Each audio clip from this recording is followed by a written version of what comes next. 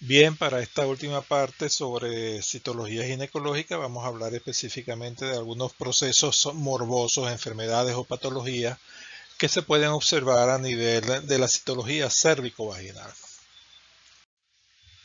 De aquí en adelante vamos a hablar solamente de procesos inflamatorios e infecciosos de la citología ginecológica. Aquí vean ustedes o aprecien ustedes células del epitelio plano estratificado y hablamos de él, que son las células, el citoplasma es bastante amplio con un núcleo pequeño, central, uniforme. Se ve más o menos gris por el hecho de que los colorantes ya han perdido su vigencia, hay que cambiarlos, hay que reponerlos y entonces eso hace que los colores sean diferentes y lo vamos a ver en la presentación. Noten ustedes que todas son células provenientes del epitelio plano estratificado. El fondo debería ser blanco, pero vean ustedes que hay un puntillado y unos punticos que sobresalen allí. Eso es flora bacteriana cocobacilar. La flora bacteriana cocobacilar más frecuente que nosotros observamos en el frote citológico son la infección por Gardnerella vaginalis o bacilo de Gardner. Es un cocobacilo gran negativo que produce secreción maloliente a nivel de la mucosa vaginal. Noten ustedes aquí ya la coloración cambia un poquito, células provenientes del epitelio plano estratificado, vean el citoplasma amplio, de límites bien definidos, los núcleos centrales, regulares, uniformes, con poca variación en la forma y en el tamaño. Hay algunos cocos por aquí, pero noten ustedes estas estructuras que voy a señalarles a continuación, estructuras ovoides con una condensación en uno de los extremos. Al ustedes identificar una sola, vean que hay varias presentes. Aquí tenemos dos, unas al lado de la otra. Esta es infección por tricomonas vaginalis, es decir, podemos hacer diagnóstico de infección de enfermedades producidas por un protozoario, en este caso tricomona vaginal. Eso lo podemos hacer en la citología cérvico-vaginal, proceso infeccioso. Noten células del epitelio plano estratificado, vean el citoplasma es rosado o anaranjado, uniforme, límites bien precisos de las membranas citoplasmáticas, núcleos pequeños, centrales, uniformes, todas esas son características de normalidad en la citología. Pero en el centro de la imagen, noten este conglomerado de detrito celular, de punticos, que es una flora bacteriana, pero en el fondo de esta flora bacteriana, noten ustedes estas estructuras alargadas a maneras de tallos de bambú. La ventaja que uno tiene con el microscopio óptico es que uno aumenta la intensidad, la magnificación de la muestra y lo vamos a observar así. Noten el epitelio plano estratificado, insisto en el citoplasma amplio, núcleos pequeños, centrales uniformes y estas estructuras que tenemos acá. El resto es flora bacteriana. Pero estas estructuras alargadas a maneras de tallo de bambú son estructuras septadas y acá en el extremo tenemos una esporita. A mayor aumento vean que son tabicadas, septadas. Lo que les estoy describiendo son hifas de hongos. El hongo más frecuente que nosotros vemos desde el punto de vista ginecológico es la infección producida por Candida albicans. Y cuando ustedes vean pacientes obesas, pacientes diabéticas o pacientes embarazadas que tienen una secreción blanquecina, que va a ser su motivo de consulta, piensen que está afectada por una infección por Candida albicans en este caso. Entonces eso es frecuente y el tratamiento es realmente sencillo. En esta imagen vamos a tomar esta célula como normal. Noten el citoplasma rosado, amplio, de límites bien definidos, con un núcleo central. Vean que el resto de las células son bastante parecidas. Hay abundantes leucocitos polimorfos nucleares neutrófilos, detrito celular, células destruidas. Y esta celulita que está aquí, que está colocada exactamente al lado de la que tomamos como normal, noten que la célula es diferente. Es una célula mucho más grande, más voluminosa, es una célula que llamamos nosotros célula gigante y tiene varios núcleos. Vamos a contarlos, tiene 1, 2, 3, 4 y 5 núcleos. Y los núcleos tienen la particularidad de que se pegan unos a otros, se adosan. Este cambio celular es producido por una infección viral. Es la producida por el herpes virus genital.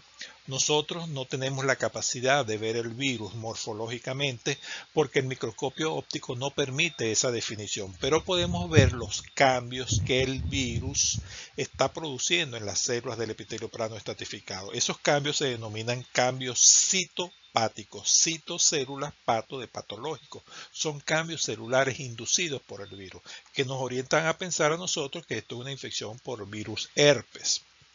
Esto lo vamos a ver fácilmente a nivel de la mucosa genital o de la mucosa oral, dependiendo de dónde el herpes esté afectando. Es muy frecuente a nivel genital y ya ven ustedes que son los cambios celulares producidos por el virus herpes. Acá tenemos otro ejemplo de una infección viral. Voy a definir una célula normal. Vean ustedes el citoplasma amplio, los núcleos pequeños, regulares, uniformes, centrales, con poca variación en la forma y en el tamaño, excepto esta célula que está aquí y esta que está acá. Noten ustedes que el núcleo es un poquito más grande, algo irregular, no es completamente redondo y alrededor del núcleo el citoplasma se torna vacío, claro. Y acá en esta célula, además de un núcleo, se agrega otro, es una célula binucleada. Estos son los cambios producidos por la infección por virus papiloma humano o VPH. Yo no puedo ver, igual que el caso anterior, no puedo ver el virus. Estoy viendo los cambios que el virus está produciendo en las células del epitelio plano estratificado y al igual que en el ejemplo anterior, estos se denominan cambios citopáticos que me orientan a pensar que estamos en presencia de una infección por virus papiloma humano. Por eso es que en la citología uno coloca el diagnóstico de probable infección por VPH, sugestivo de infección de VPH, compatible con infección por VPH, es decir, que esos cambios nos orientan a pensar que estamos en presencia de una infección por ese virus. A mayor aumento vamos a ver las mismas alteraciones. Vean ustedes la célula del epitelio plano estratificado con un citoplasma amplio. Vean que el núcleo aquí es levemente e insisto levemente más grande que los otros. La cromatina está irregularmente distribuida y vean el espacio claro que se forma alrededor del núcleo. Ese espacio claro da la impresión de que la célula está vacía y por eso a estos cambios se le llaman cambios coilo. Coilo es vacío, cito, célula, coilocíticos, células con cambios vacíos. Puede ser que eso se produzca alrededor del núcleo o puede haber binucleación. Noten ustedes que aquí apenas se está originando ese cambio vacío alrededor del núcleo. Si la coloración está bien hecha, como vamos a ver en imágenes siguientes, vamos a notar fácilmente cómo se producen esos cambios celulares. Noten acá un frotis proveniente del exocervix coloreado con hematoxilina eosina y acá con coloración de Papa Nicolau.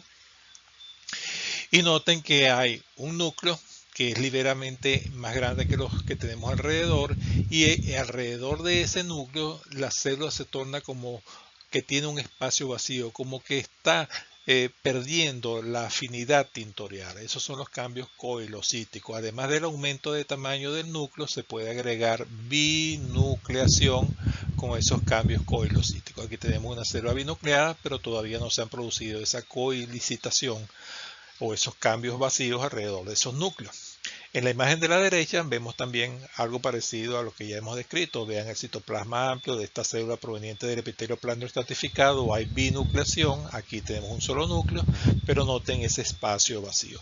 Como estos son alteraciones producidas por el virus papiloma humano o virus del VPH, eso se traduce en la nomenclatura que actualmente utilizamos para reportar la citología como una lesión escamosa intraepitelial de bajo potencial o de bajo grado. Es la nomenclatura que se utiliza en el sistema Bethesda. Acuérdense de esto, la infección por virus papiloma humano es una lesión de bajo grado escamosa intraepitelial. ¿Y a qué viene esto? A que ya mencionamos lo que eran las lesiones intraepiteliales, que son lesiones asintomáticas y que son lesiones completamente curables. Cuando la infección por el virus papiloma humano está producida por un virus oncogénico, estos cambios pueden persistir y es más, van a persistir y se pueden agravar, como es el caso siguiente. Noten ustedes acá un cambio coilocítico en esta célula del epitelio plano estratificado, el núcleo es hipercromático, pero si es una cepa oncogénica, noten acá que este núcleo ya no es tan pequeño como los anteriores que hemos venido observando, sino que el núcleo se hace un poquito más grande, más irregular, hay cambios coilocíticos alrededor de él, y entonces ya no hablamos de que es solamente una infección por virus papiloma humano, sino que puede ser una neoplasia, aquí eso significa la N, intraepitelial, es la I, cervical porque estamos hablando del cuello uterino y la dividimos o le llamamos 1 porque es el primer paso. Sigue siendo dentro de la nomenclatura del sistema Bethesda una lesión intraepitelial de bajo grado. Entonces ya tenemos dos lesiones o dos patologías o dos alteraciones celulares que englobamos como una lesión intraepitelial de bajo grado, como es la infección por virus papiloma humano y la neoplasia intraepitelial cervical. No se olviden de este término neoplasia ni tampoco del término lesión escamosa intraepitelial, del cual vamos a hablar posteriormente.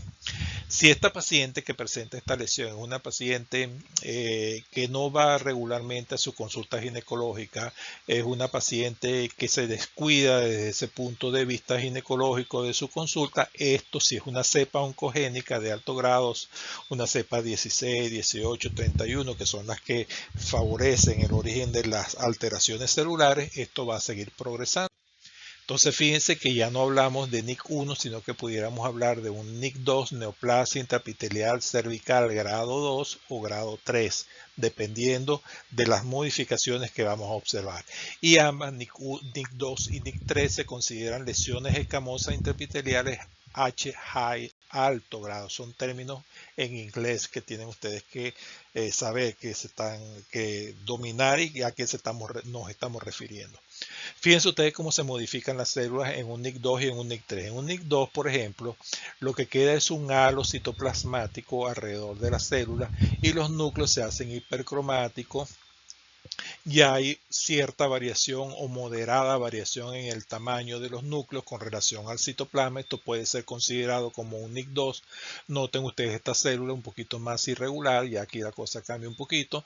Y si las alteraciones celulares son más acentuadas, más severas, donde apenas hay un halo citoplasmático alrededor de los núcleos y los núcleos se hacen con evaginaciones o la cromatina se hace grumosa, gruesa, ya hablamos de un NIC3 o una lesión escamosa intraepitelial de alto grado. Fíjense que hemos utilizado estos términos en una forma indistinta, NIC 2 y 3 o lesión escamosa intraepitelial de alto grado. Esta lesión escamosa intraepitelial de alto grado engloba estos dos términos, NIC2 y NIC3, y esto es muy importante que lo tengan en cuenta porque esto es desde el punto de vista citológico. En alguna parte de la charla que hemos venido teniendo, yo les he comentado que la citología es un diagnóstico de probabilidad, porque cualquier cosa que a mí me altere los núcleos me puede inducir a un error diagnóstico. Si hay una inflamación muy severa, como se ve con la infección por tricomonas vaginales, los núcleos se pueden alterar y la paciente no va a tener una neoplasia intraepitelial. Pero cuando estos cambios persisten y están asociados a infección por virus VPH, entonces uno ya habla de lesiones de alto grado, en este caso NIC2 y NIC3. Estos son curiosidades que se pueden encontrar en la citología. Huevos de parásito, este es de Trichuris trichuras, para que ustedes vean que se pueden observar en el frotis citológico. Esos son cambios curiosidades que uno a veces consigue en el frotis citológico. A veces podemos encontrar amibas, cualquier cosa, dependiendo de la higiene de la paciente. Acá es para llamarles la atención que en la coloración de Papá Nicolau hay ciertos reactivos que son nocivos para la salud, sobre todo el siloro, o el sileno o el tolueno, como también se le llama en algunas oportunidades. Y en los países industrializados, al igual que con las biopsias, hay coloreadores automáticos para las láminas citológicas. Y eso es para evitar el contacto del ser humano con esos reactivos que son nocivos para la salud, el tracto respiratorio. Todo el material citológico, bien sea ginecológico o no ginecológico, Lo ideal es estudiarlo desde el punto de vista microscópico. ¿Por qué? Porque nos podemos llevar sorpresa en una punción de mama, en una punción de tiroides o en una citología cérvico-vaginal. Siempre nos podríamos llevar sorpresa. Y ese es el objetivo fundamental de la citología, descartar la presencia de células atípicas o de células neoplásicas. Sin embargo, la citología, en este caso ginecológica, se puede utilizar también para hacer una evaluación hormonal. Como ustedes han visto en alguna de las preparaciones que les hemos mostrado, las células se tienen un color rosado o anaranjado. Eso es importante tenerlo en cuenta porque mientras más afinidad hacia el color rosado o anaranjado, eso indica que la paciente tiene una buena carga hormonal, y ese cambio de color rosado lo da la estimulación de la hormona luteinizante. Entonces, esos son cambios que nos indican que la paciente está próxima a la ovulación. Por eso, la citología ginecológica también puede ser utilizada para hacer evaluación hormonal de ellas. El propósito fundamental también es hacer evaluación de procesos infecciosos. Ya vimos que podemos diagnosticar infección por bacterias, la Gardnerella vaginalis es el ejemplo más importante. Podemos hacer diagnóstico de infección por hongos como la candidiasis. Podemos hacer diagnóstico de infección por protozoarios como son las tricomoniasis, tricomonas vaginales, o podemos hacer diagnóstico de infección por virus. Acuérdense y repito que no vemos el virus, pero vemos los cambios citopáticos que el virus está produciendo, y uno de los ejemplos más característicos y más llamativos es la infección por herpes virus. Sin embargo, recuerden que también hay infección por virus papiloma humano, VPH. Las cepas oncogénicas de VPH nos van a llevar a los diferentes tipos de NIC, de neoplasias intraepitelial cervical, y eso va a desencadenar muchas veces carcinomas, si se dejan evolucionar, carcinomas escamosos o epidermoides del cuello uterino. Prefiero que lo llamemos escamoso de ahora en adelante. Y como también hay epitelio cilíndrico del endocervix, podemos ver que la citología nos puede servir también para el diagnóstico de neoplasias endocervicales, adenocarcinomas. Entonces, fíjense la importancia que tiene la citología en el diagnóstico de esas lesiones que usualmente van a ser muchas de ellas asintomáticas, y lo importante es detectarlas en esa etapa de que son asintomáticas.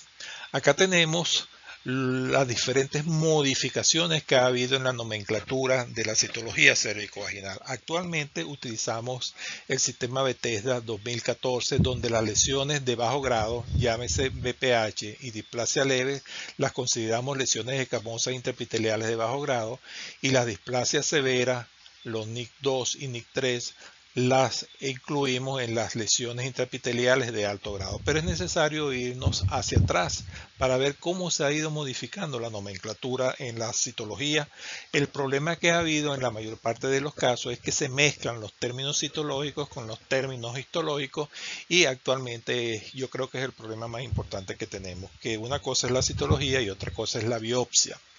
Entonces hay que irnos hasta los años 20, donde se empezaron a acuñar los términos que actualmente estamos utilizando. Brothers, en este caso en el año 20, era un dermatólogo. Él vio que había lesiones que, a pesar de ser malignas, se curaban completamente cuando se extirpaban, y él acuñó el término que todavía se utiliza de carcinoma in situ. ¿Qué es un carcinoma in situ? Carcinoma in situ es una lesión intraepitelial. Como él era dermatólogo, estaba confinada al epitelio de la epidermis. Cuando las lesiones rompían la capa basal de la epidermis, se convertían en invasoras y dejaban de ser in situ, por lo tanto el pronóstico iba a ser peor. El término de carcinoma in situ se le atribuye a Brothers entonces en los años 20. En el año 1956, acuérdense que en este punto, en el año 1940, Papanicolau empezó a hacer su trabajo de investigación, y Papanicolau habló de lo que conocimos posteriormente como displasia. Displasia no es más que una modificación, una alteración en el desarrollo y en la maduración de la célula. Pero el término displasia es un término ambiguo. Lo que para una persona puede ser una alteración leve, para otra persona esa alteración ya no es leve, sino que es moderada o es severa. Entonces es un término que se prestaba a confusiones. Ya en el año 1956 se hablaba de que pudiera haber un factor etiológico viral en el origen de esas alteraciones celulares, y se empezó a acuñar el término de virus papiloma humano. Ya se hablaba en esa época, en los años 50, de virus papiloma humano. Y ese virus papiloma humano podía producir a nivel del cuello uterino y en otras partes del organismo alteraciones en la maduración celular. Y esos términos fueron lo que se llamaron como displasia, que puede ser leve cuando había una pérdida leve de la relación núcleo-citoplasma, una displasia moderada cuando era una moderada pérdida de la relación núcleo-citoplasma y displasia severa cuando había una pérdida acentuada evidente de la relación núcleo-citoplasma, lo que hemos venido hablando desde que comenzamos a conversar un poquito de citología. Pero como estos términos eran ambiguos y, perdón, antes de continuar, se mantuvo el término de carcinoma in situ. Pero como estos términos eran ambiguos, específicamente aplicados a cuello uterino, Richards dijo en el año 57 que debería haber una correlación entre la citología y la histología. Y él habló del término de neoplasia intraepitelial cervical, o sea, los NIC. Lo que conocemos como NIC es un término del año 1967 con Richard. Neoplasia intraepitelial cervical no es más que una lesión confinada al cuello uterino. Y como había una displasia leve, él lo igualó en la biopsia y lo llamó NIC1. Es decir, que esta lesión era una leve modificación en la arquitectura del cuello uterino. La displasia moderada es cuando esas modificaciones en la arquitectura ya eran algo más severas, como vamos a ver posteriormente. Y la displasia severa es cuando ya toda la arquitectura se perdía a nivel del cuello uterino, pero seguían siendo lesiones intraepiteliales. E insisto, las lesiones intraepiteliales son lesiones asintomáticas y son lesiones curables 100%. Pero en toda clasificación, y ustedes lo podrán ver en sus estudios de medicina, toda clasificación que tiene 3 niveles se presta a confusión el nivel intermedio. Porque a una persona, a lo mejor ustedes le muestran una citología y les dice hoy que es, o una biopsia y le dice hoy que es NIC1, y se las vuelven a mostrar dentro de 2 o 3 semanas y les va a decir que es un NIC3, porque hay variación dentro, en la observación de la misma persona y hay variación entre varios observadores. Entonces, las clasificaciones que tienen 3 términos o 3 parámetros se prestan a confusión. Por eso en el año 1990 el mismo Richard dijo, bueno, si el problema es una clasificación de 3 niveles, vamos a llevarla a 2 niveles. Y entonces él habló de neoplasia intraepitelial cervical de bajo grado y neoplasia intraepitelial cervical de alto grado. En las de bajo grado incluían lo que era BPH y NIC1 y las de alto grado incluían lo que era NIC2 y NIC3 y carcinoma in situ. Aquí hay un punto de quiebre que es el año 1989. Estos son clasificaciones histológicas. En el año 1989 empezó a hablarse del sistema Bethesda. El sistema Bethesda es para tratar de unificar la nomenclatura que se utilizaba en citología y poder establecer una comunicación directa más explícita con el médico tratante, ya sea ginecólogo, llámese mastólogo, llámese oncólogo, el que tomaba la citología. Entonces, para unificar los criterios y no hablar de displasia, que era un término un poco ambiguo en la citología. Entonces, y aquí en el año 1989 se empezó a hablar del sistema Bethesda, que es lo que estamos utilizando aquí. Estos son términos citológicos, lo que se utiliza en el sistema Bethesda, y en la clasificación de NIC son términos histológicos. ¿Por qué hay una correlación entre la citología y la histología? Porque debe ser así. Lo que nosotros diagnosticamos por citología debe tener una contrapartida desde el punto de vista histológico. Insisto, cuando ustedes tomen una citología y uno reporte una lesión escamosa intraepitelial de bajo grado y ustedes toman una biopsia, en la biopsia deben reportarle lo que es una neoplasia intraepitelial cervical de bajo grado, es decir, hay una correlación directa entre uno y otro. Sin embargo, eso no es 100%, a veces hay variaciones, como les dije, en el mismo observador. Pero sepan ustedes que estos son términos histológicos y estos son términos citológicos. El sistema Bethesda comenzó en el año de 1989 tratando de unificar criterios y es un sistema establecido, es un sistema cerrado en el sentido de que uno trata de no utilizar terminología que no se entienda. ¿Qué significa eso? Que es una plantilla, sencillamente uno lo que hace es marcar lo que está observando para que todos hablemos el mismo idioma. Se han hecho varias modificaciones, la última se hizo en el año 2014, pero permanecen los términos de LSIL, esto significa Low, bajo, escamo intraepithelial lesion, lesión escamosa intraepithelial de bajo grado, porque es una terminología anglosajona norteamericana y nos hemos adaptado a ella. Y la H lo que significa es high, lesión escamosa intraepitelial o escamo intraepitelial lesión high. High es alto, en este caso alto grado. Las lesiones de bajo grado ya saben que comprometen o corresponden a un BPH o un NIC1 y muchas veces se dejan evolucionar. Y el propio sistema inmunológico de la paciente establece la curación de la misma. No sucede igual cuando hablamos de lesiones escamosas intraepiteliales de alto grado, que la paciente debe ser tratada obligatoriamente. Entonces esta es quizás la parte más importante de todo lo que hemos hablado, porque es como ustedes van a recibir el reporte citológico estableciéndose en el sistema Bethesda y van a recibir si es una lesión de bajo grado o de alto grado. Y si no hay lesión de alto o de bajo grado, le van a decir que es un proceso infeccioso, básicamente lo más frecuente. Acá tenemos una especie de resumen de lo que hemos visto anteriormente. Aquí estaría nuestra capa basal, donde las células se van a originar y van a ir madurando progresivamente. Esto es lo normal. Las células van madurando, los núcleos se van haciendo más pequeñitos, redondos, uniformes centrales y las células se van horizontalizando. Si hay una cepa de BPH que actúe sobre este cuello uterino, entonces va a perder la maduración, las células no van a perder su orientación y entonces vamos a tener las distintas alteraciones celulares. Por ejemplo, si se afecta el 1/3 inferior del epitelio en una biopsia, vamos a hablar de lo que es una neoplasia intraepitelial cervical grado 1. Si hacemos la citología y vemos que la alteración es leve, entonces hablamos de displasia leve. Todo eso está agrupado en lo que es el sistema Bethesda y hablamos de lesión escamosa intraepitelial de bajo grado. Si las alteraciones arquitecturales comprometen los 2/3 o todo el espesor del epitelio plano estratificado, entonces hablamos de displasia moderada o displasia severa en la citología. Y si hacemos una biopsia, vamos a hablar de una neoplasia intraepitelial cervical grado 2 o neoplasia intraepitelial cervical grado 3 o carcinoma in situ.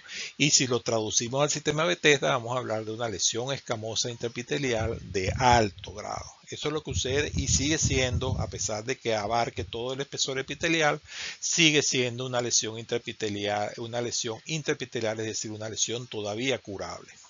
En la siguiente imagen es exactamente lo mismo, solo que agrego algo muy importante. 10 años, esta es nuestra capa basal.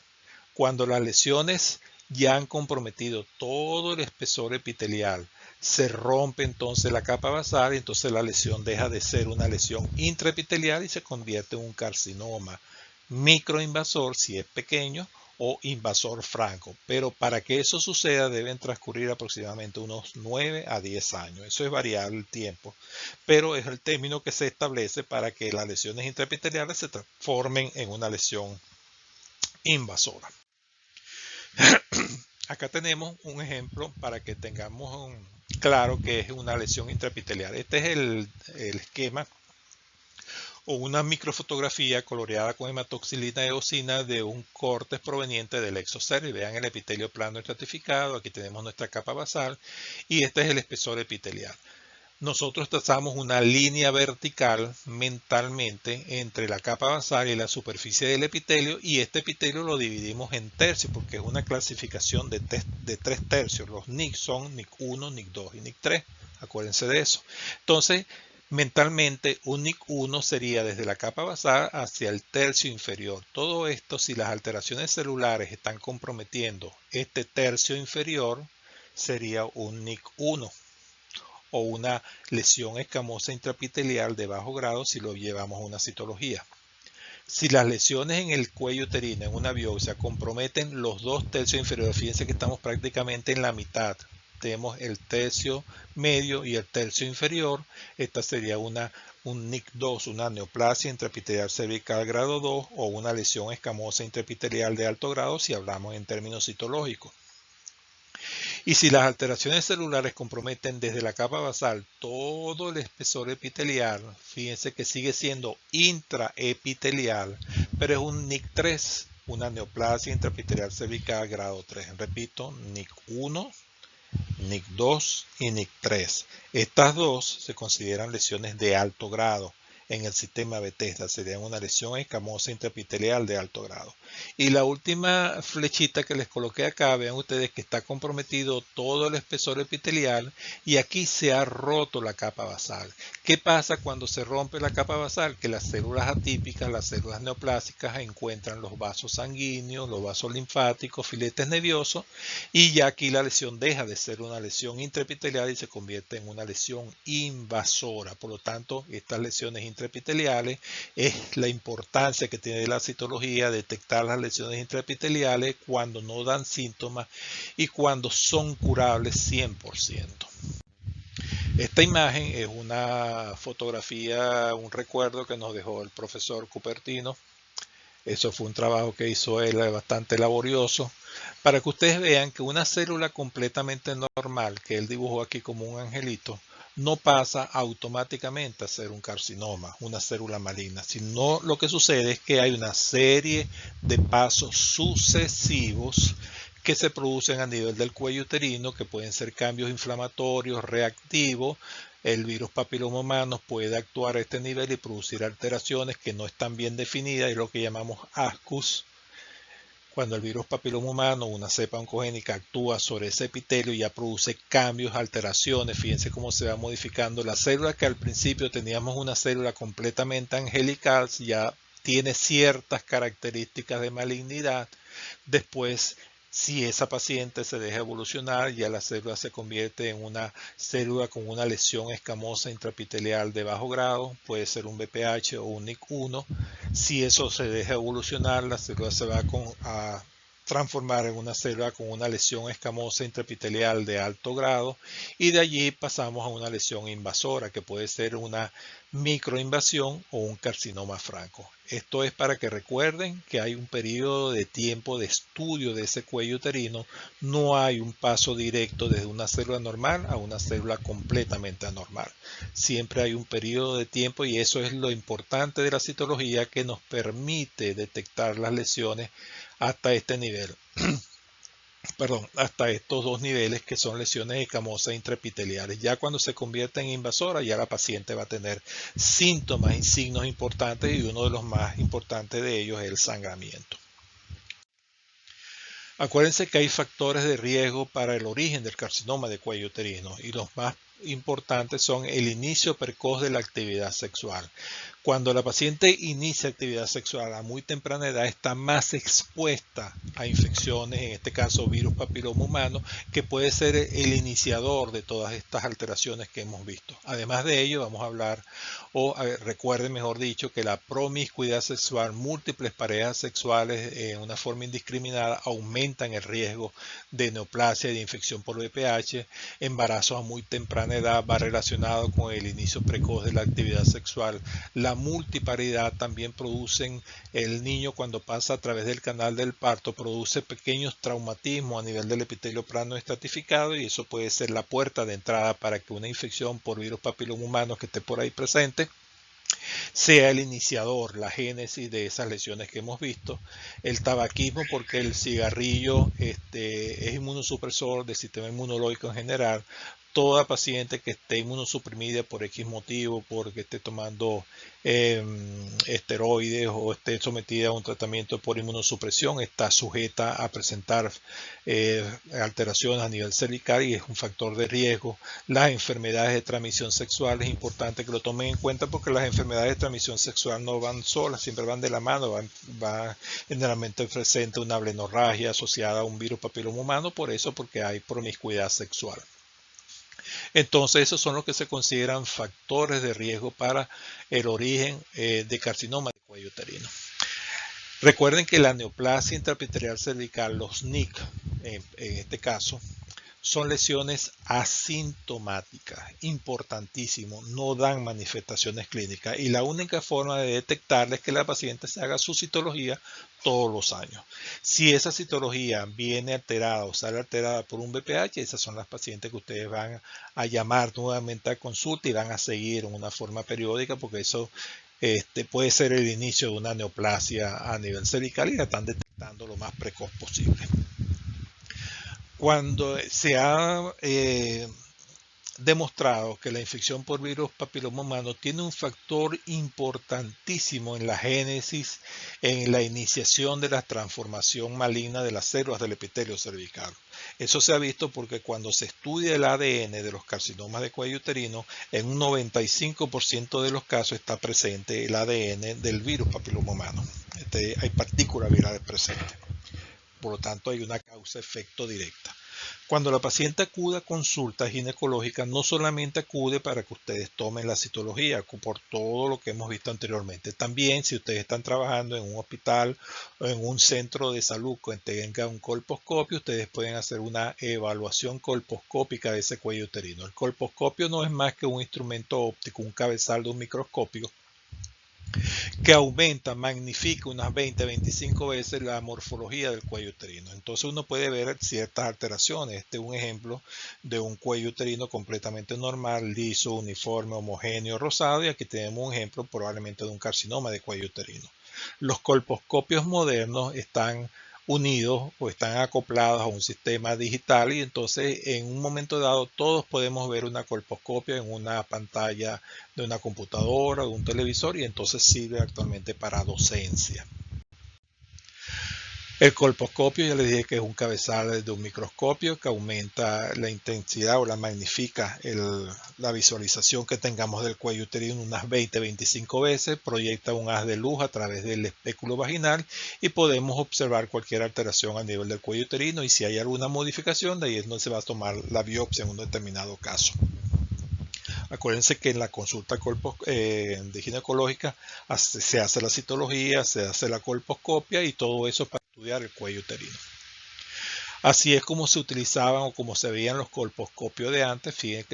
Vean que sigue siendo un sistema óptico, solo que se ha modificado la captura de imagen. Esta es una cámara vieja, una cámara que había que tomar la fotografía, revelarla, y la paciente venía en la próxima consulta para ver qué había salido en esa toma fotográfica. Así es como se ve una colposcopia de cuello uterino más o menos normal. Noten ustedes, esto es exocervi, vean que es rosado, uniforme, liso. Aquí estaría la unión escamocolumnar de la cual hemos hablado ya, y estas son estructuras glandulares provenientes del endocervi. Digo que este es un cuello más o menos normal porque aquí se pierde un poquito la morfología porque hay una salida de estas glándulas hacia afuera. Eso es lo que se denomina ectropión cervical. Acá tenemos una imagen colposcópica de una lesión en cuello uterino que vamos a llamar como leucoplasia. ¿Qué es una leucoplasia? Una mancha blanquecina que no se cae. Cuando uno pasa la espátula de madera o el hisopo de algodón, no se desprende. Esto indica de que el cuello está modificado. Puede ser como consecuencia de una hiperkeratosis, puede ser como consecuencia de una metaplasia del cuello uterino, o puede ser consecuencia de una infección por virus papiloma humano. Esas zonas blanquecinas hay que tomarlas en cuenta y eso va a salir en la citología, y si no están contentos con la citología pueden hacer una toma de biopsia directamente. Leucoplasia, acuérdense del término, manchas blanquecinas. Y si el ginecólogo o la persona que está tomando la citología o la muestra o que está observando el cuello uterino observa una zona rojiza, ya hablamos de eritroplasia. La eritroplasia tiene una connotación maligna. Fíjense, este es el cuello normal y fíjense esta zona roja con aumento de la trama vascular, zonas de hemorragia, zonas de necrosis, y eso se traduce prácticamente en un carcinoma de cuello uterino. Lo que falta es documentarlo desde el punto de vista histológico y de ahí van a tomar ustedes la biopsia. Esta es la última imagen que tengo para ustedes en esta parte sobre citología. Recuerden que la he dividido en 5 partes porque es muy largo, muy prolongado y hay muchas cosas que había que tocar, otras se me quedaron por fuera indudablemente. Sin embargo, he tratado de ser lo más sencillo posible y lo más amplio posible para que la citología que ustedes vayan a tomar, sepan por qué la van a tomar, de qué sitio la van a tomar, por qué son 2 muestras y cómo la van a enviar al laboratorio. Todo eso influye en el diagnóstico final que uno va a tener. Espero que con estas 5 programaciones o partes de la citología ginecológica y no ginecológica que he tratado de llevarles a cabo, esté aclarada la mayor parte de las cosas. Me imagino que debe haber muchas dudas. Por favor, si pueden, las transmiten y trataré de aclarárselas. La evaluación que les voy a hacer va a ser el próximo viernes. Van a ser 10 preguntas. Voy a tratar de que sean 5 preguntas de la parte no ginecológica y 5 preguntas de la parte ginecológica. Entonces es sencillo, es de lo que yo les he dicho en estas 5 actividades. Lo más rápido posible, es sencillamente para cumplir con el requisito de que tenemos que evaluarlo en una forma continua. Espero que haya aclarado algunas dudas y las que no estén claras, por favor me las manifiestan para tratar de ayudarlos en algún momento. Muchísimas gracias por la atención y espero que les sirva el material que hemos preparado en este caso para ustedes sobre citología ginecológica y no ginecológica. Muchísimas gracias por su atención y espero que las cosas mejoren para un futuro próximo cercano. Hasta la próxima, pues.